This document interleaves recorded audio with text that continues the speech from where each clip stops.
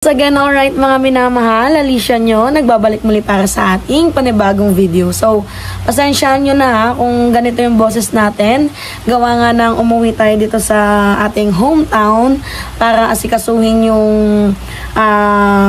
diba, yung nangyari sa akin hindi maganda, which is yung nabugbog si Mima. So, pasensya na din po kung almost 2 days akong di na nakakapag-content gawa ng sobrang hectic talaga ng aking schedule. At ngayon pa lamang po ako nagkaroon ng lugar.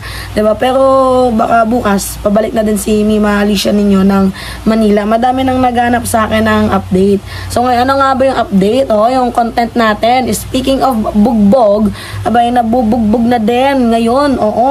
Ang mga DDS to the point na hinihiling nila at kumakalat na sa mga Facebook page, kumakalat na sa iba't ibang social media na itong si General Torre ay makikiisa na daw di umano dito sa mga DDS. Ngayon nagsalita itong si Torre. Sabi ni Torre, hiniling sa mga DDS na makiisa sa kanya. So yung mga DDS sobrang desperate na ng kanilang ginagawang trabaho ngayon. To the point na gusto na nilang kunin itong si General Torre. Ngayon kung iisipin natin, bakit ba gusto nilang makuha si General Torre? For what reason? Kasi kung ako naman yung yung tatanungin, nakikita ko kasi na pinupush nila yung destabilization kay President Bongbong Marcos. So kailangan ng suporta ng kapulisan, civilian, ng AFP, 'di ba? Militar.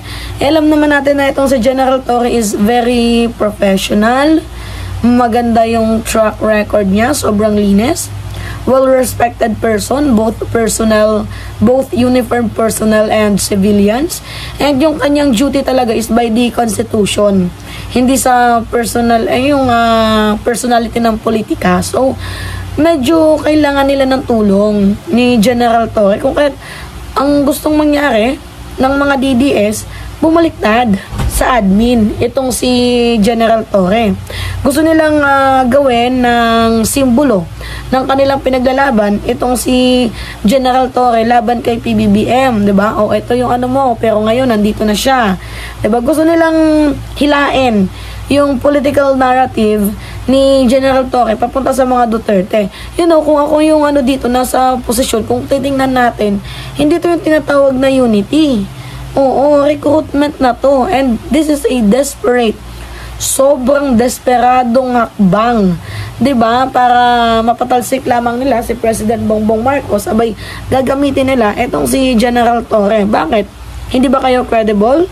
Hindi ba kayo pinapayagan or hindi kayo napapagbigyan ng ibang mga militar? Kung kaya't kailangan ninyo yung lakas ni General Torre, kasi alam nila na malakas si General Torre and sobrang tino nitong taong to. Diba? Ang lakas, ang dami niya nang nahuli. Yung huli niyang nahuli nandoon na sa Dahig the Netherlands, diba? So ngayon, kung makukuha nila itong si General Torre, kasi nag-feeling ba sila? May feeling sila na irerespetuhin ang kanilang movement. Ano ba yung kanilang movement?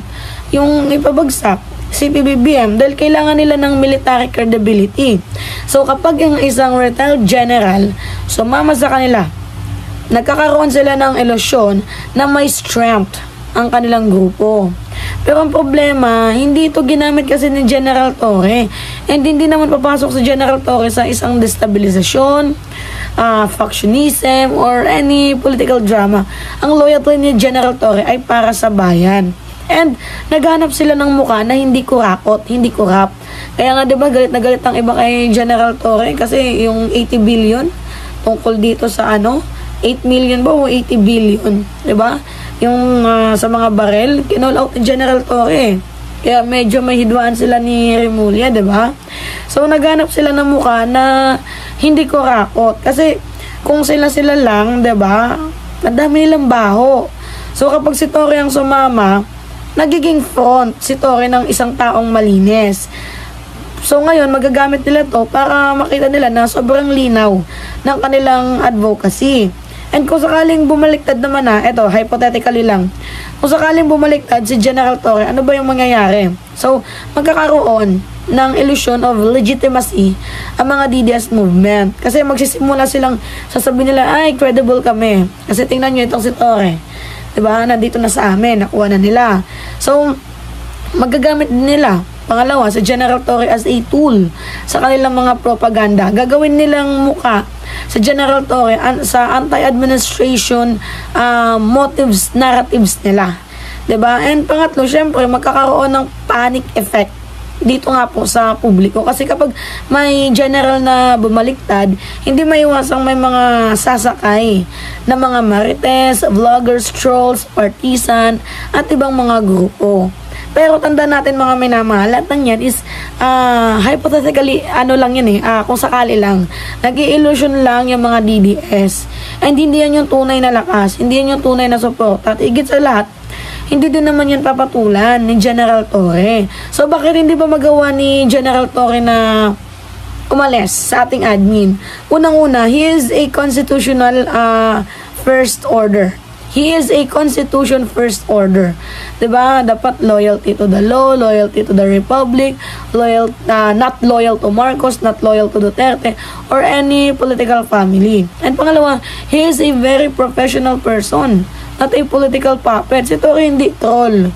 Hindi din siya propagandist. Hindi din siya ginagamit or hindi siya ginagamit, 'di ba? Hindi niya ginagamit ang uniforme niya or yung military background niya para sa kanyang political agenda. And meron siyang stability. Hindi puro chaos, 'di ba? So, ano nga ba yung gusto ng mga DDS ngayon? Siyempre, division, di ba? Mag-hashtag sila ng destabilization, mag-recruit ng mga personalities. Pero, we know na General Torre will never be at that movement. Hindi niya i-join yung movement na yan. Dahil unang-una, walang clear na direction. Puro galit, away, and especially propaganda, di ba? So, kapag may mga kasamang personalidad na may ICC at corruption baggage, abay, iba na yung issue na yon, diba? So, pangapat, ayaw niya ding masira ang integrity ni General Torre. So, yung reputation na na-built ni General Torre, decades of service na yan. At isang maling political alliance lang, pwedeng masira yan. At alam yan ni General Torre. Kaya, he respect the chain of command and democratic process. Hindi siya sumasasaw sa mga fictional war. Hindi siya sumasali sa mga kampo-kampo. Hindi siya nagre-react based on the emotion or propaganda. Kaya even if piliin siya ng mga DDS, hindi gagalaw si General Torre. At hindi siya magpapagamit.